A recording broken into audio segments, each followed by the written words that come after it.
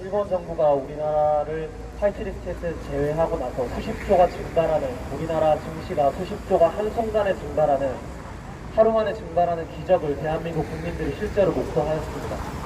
그리고 그 후속 조치로 대한민국 정부 또한 일본을 화이트리스트에서 제외하였는데, 이거는 방법론적인 차원이니 논의를 하겠습니다. 자, 그 화이트리스트에서 제외되고 나서 우리나라 증시가 수십조가 증발하는데, 앞으로 후속적인 차원에서는 대한민국의 대기업들은 일본의 대기업, 그리고 일본의 특정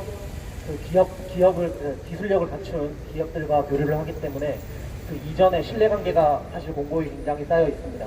그렇기 때문에 화이트리스트에서 제외됐다고 해서 우리나라의 대기업들은 크게 지장을 받는다고 보지 않는 판단이 사실 어느 정도 일리가 있습니다. 하지만 대한민국의 대부분의 모든 중소기업들은 일본과의 화이트리스트 제외에 따른 엄청난 후폭풍을 사실 면치 못할 겁니다.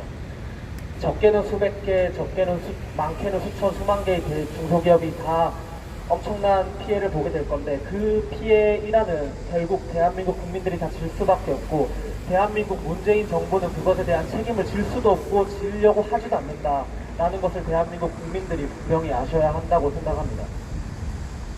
그리고 또 문재인 정부가 일본과의 이 무역전쟁 차원에서, 대일본 전쟁 차원에서, 방법론적인 차원에서 이런 것을 제시합니다.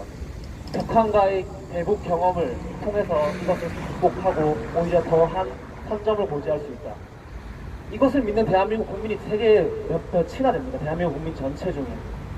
세계 3위 국가와의 교류를 끊고 세계 최빈국 국가와 손을 잡고 경업을 하면 그 3위 국가를 이길 수 있고, 우리나라가 더 세계에서 유리한 선점을 고지를 한다.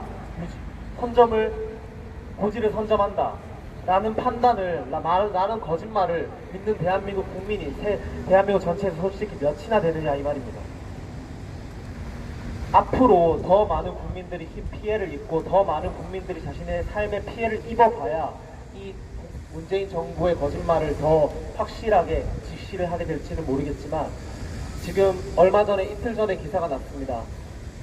문재인 정권 하에 북한을 방문했던 이재용 삼성 부회장, 그리고 최태원 SK 회장, 그리고 이제 레드벨벳 등 우리나라의 한류 스타들 다 미국 무이자 입국이 거절되는 그런 상황이 초래됐습니다.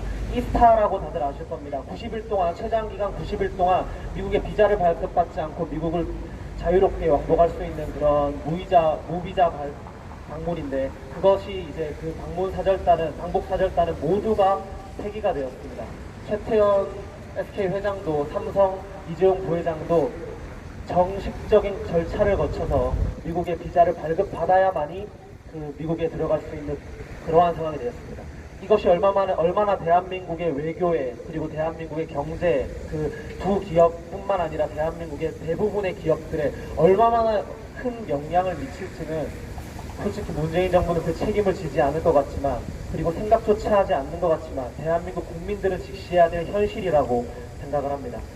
너무 눈이 부셔서 장렬한 태양 속에 이렇게 와주신 우리 동지분들 너무 감사하고, 그리고 앞으로도 8월 15일까지 바쁜 여정, 숨가쁘지만 그리고 숨막히지만 더욱더 힘차게 함께 해주시기를 바랍니다.